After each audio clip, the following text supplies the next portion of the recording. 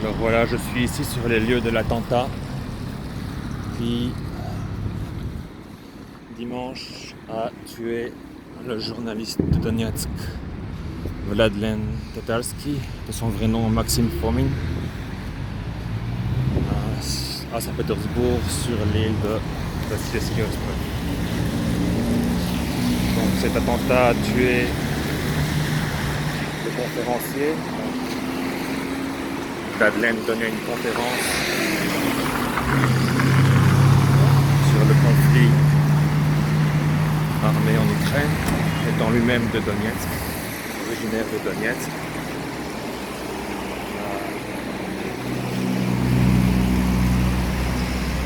Attentat qui a tué donc Vladlen Tatarski et blessé 40 personnes, dont la plupart ont été hospitalisées. Les gens ont posé beaucoup de fleurs.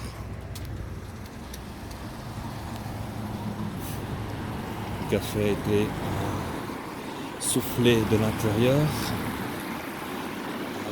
Le fait que personne d'autre n'est mort s'explique par le fait qu'on peut voir donc, sur les vidéos, comme c'était une conférence, tout est filmé, on peut voir l'attentat filmé.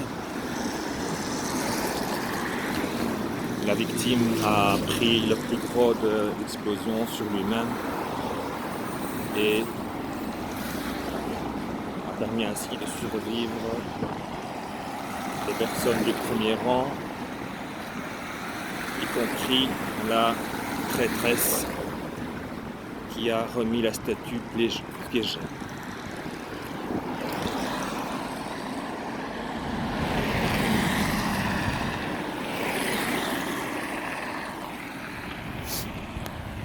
Donc comment s'est passé l'attentat? Une journaliste russe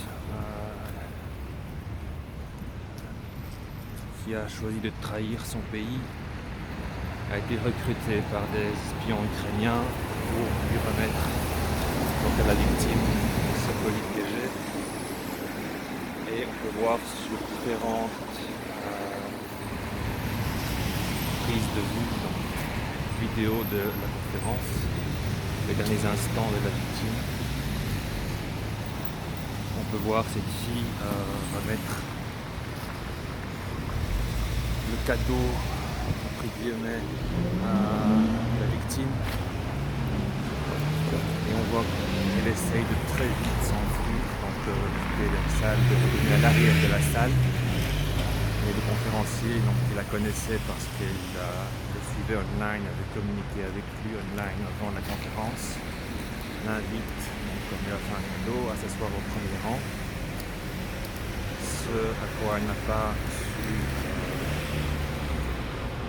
s'échapper, mais elle s'assied au premier rang, mais sur le coin, donc à droite, un peu plus loin. Et on peut voir sur la vidéo qu'elle fait un mouvement des mains comme pour se protéger. Et ensuite elle met ses mains sur son nez comme pour accepter quelque chose d'une fatalité. Et donc je pense qu'elle savait très bien ce que contenait ce colis, même si pour sa défense elle a déjà commencé à affirmer qu'elle croyait que ce colis ne contenait entre guillemets que des instruments de surveillance électronique. Donc sa défense, c'est de dire qu'elle a choisi de trahir son pays. Quand on pose comme défense la haute trahison, ça veut dire qu'on essaye d'éviter les charges de terrorisme donc, qui ont déjà été annoncées contre cette personne. Moi-même, j'étais au moment de l'attentat à moins de 2 km de ce café.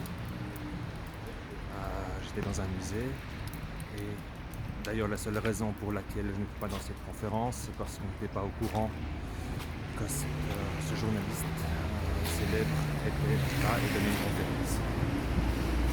Et comme à toutes les conférences, je suis toujours au premier rang pour bien voir et communiquer avec le conférencier.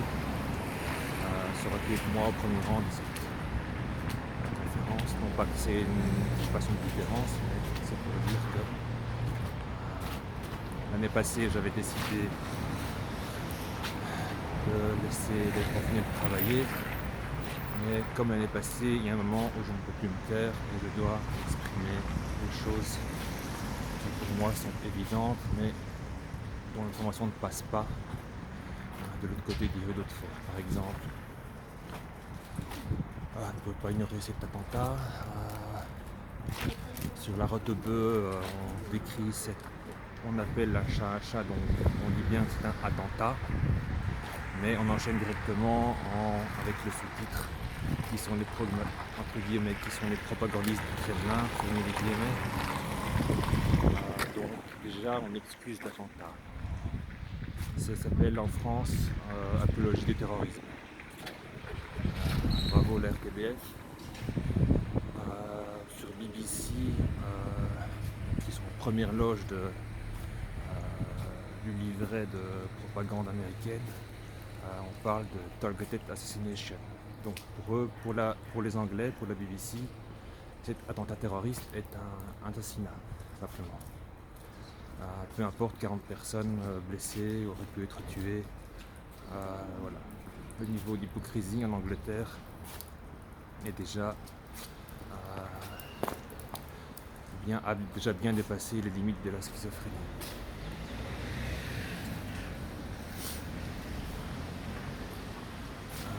Je pense que j'ai cette vidéo quelque part. Je peux la montrer.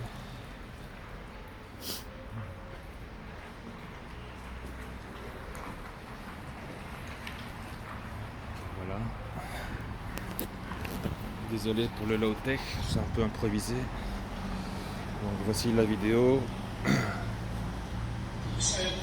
peut voir. Donc cette fille rousse, c'est la terroriste. Elle vient de donner le cadeau. Elle voulait. Je rebobine parce que j'étais trop vite. Donc cette fille vient de donner le cadeau. Et le conférencier l'invite à retourner à l'avant pour s'asseoir avec lui, donc près de lui, croyant son innocence, sa bonne intention. Et il s'assied plus loin à droite. Il ouvre le cadeau, découvre une statuette, un buste type soldat russe de la Seconde Guerre mondiale, soldat soviétique. À l'époque où tout le monde était soviétique et pas ukrainien ni russe, ni tatar. Donc il prend une belle statue, laquelle cache une dose explosive suffisante pour tuer plusieurs personnes. Et là on voit, comme pour se protéger, elle lève les mains et après elle pose ses mains sur sa bouche. Et vous voyez là cette explosion. Donc